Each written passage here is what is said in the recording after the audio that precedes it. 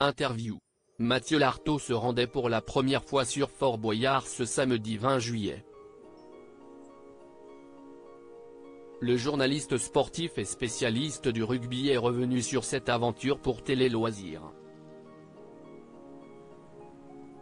Cinquième et dernière soirée de Fort Boyard avant les Jeux de Paris 2024. Le jeu emblématique de France 2 offrait cette semaine une double dose de ses aventures dans les cellules interdites, avec un numéro proposé jeudi 18 juillet. Ce samedi 20 juillet, CIST, une équipe très sportive qui est présente dans l'antre du Père Fouras. Menée par Mathieu Lartaud, cette journaliste et sportif aujourd'hui consultant, Brahim Asloum, Jérôme Fernandez, Vincent Clerc, Émilie Andéol, Sarah Oramoun, Jean-Baptiste Marteau, se sont mesurés aux épreuves du fort.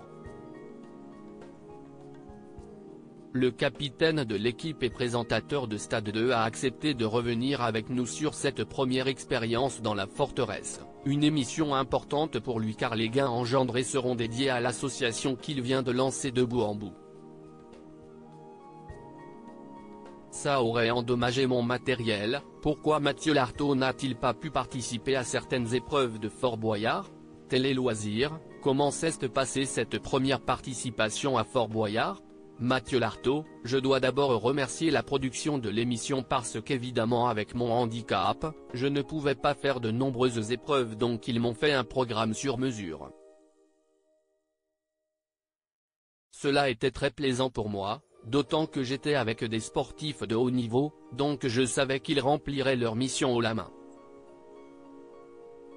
J'ai essayé d'être un bon capitaine, d'être là pour motiver les troupes et puis d'essayer de temps en temps d'aller chercher une clé ou un indice. Aviez-vous fait des demandes en amont par rapport à votre handicap?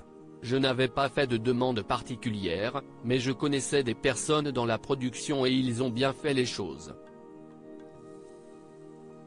Au moment du tournage, je n'avais pas de prothèse étanche, donc je ne pouvais pas faire les épreuves en contact avec l'eau. Néanmoins, pour l'une des celles qu'ils m'ont réservées, je finissais dans l'eau, ça ne se voit pas à l'image, mais on m'a fait tout un rafistolage du bas, avec un ciré scotché à la taille. Il ne fallait pas que l'eau touche la prothèse parce qu'elle aurait endommagé mon matériel. Vous trouvez que vous avez été ménagé? Je n'ai pas été ménagé et je ne me suis pas ménagé. Ma prothèse a une application qui m'a permis de savoir que ce jour-là, j'ai monté plus de 500 marches. Après, il y a des choses qui sont strictement impossibles pour quelqu'un qui a un handicap comme le mien. Mathieu Lartaud se confie sur le rythme très soutenu du tournage de Fort Boyard. Quel souvenir vous gardez-vous de cette aventure? Je garde un super souvenir d'une journée avec une équipe d'immenses champions. Nous étions dans une émission très spéciale et relevée parce qu'à chaque épreuve, on devait non seulement la remporter, mais battre le record historique du fort. Avant d'arriver, aviez-vous des appréhensions particulières? J'avais hâte de vivre ça parce que cela fait 24 ans que je travaille à France Télévisions et je n'avais jamais participé à Fort Boyard. J'ai plein de collègues et d'amis sportifs qui l'ont fait et m'en parlaient, donc ça me titillait. J'avais un peu d'appréhension parce que je suis assez claustrophobe et j'avais très peur de me retrouver dans une épreuve enfermée dans une cabine. En participant, on sait qu'il va falloir se faire violence et essayer de se dépasser, d'aller au-delà de ses limites. Mais comme ça fait partie de mon état d'esprit, en règle générale, ça m'allait bien. J'ai complètement magouillé. Mathieu Lartaud n'a pas dit toute la vérité à la production de Fort Boyard 2024. Avez-vous un petit peu magouillé en remplissant le questionnaire avant votre participation?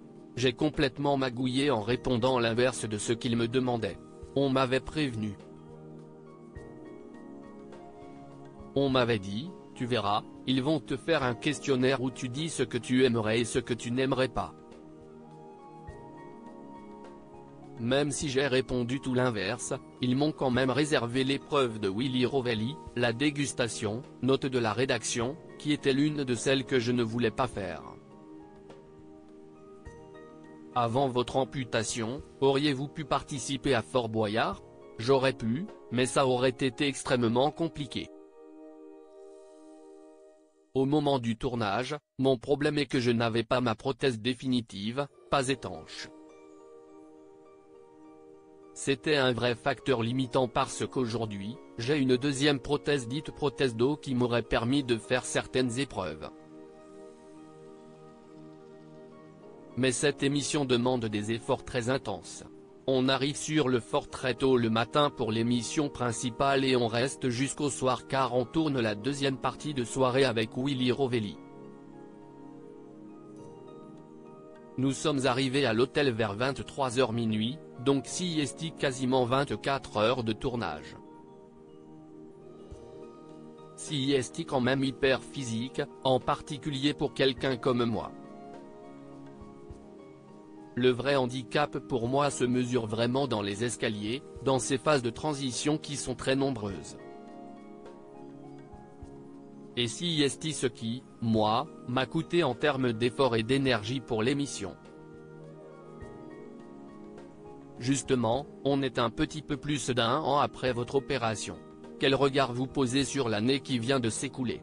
Je sors d'une année complètement épanouissante et apaisante puisque j'ai retrouvé à peu près à 100% mon activité professionnelle, la présentation de Stade 2 et les commentaires du rugby, note de la rédaction, ce qui était quand même l'objectif. Ça, sieste quelque chose d'assez positif.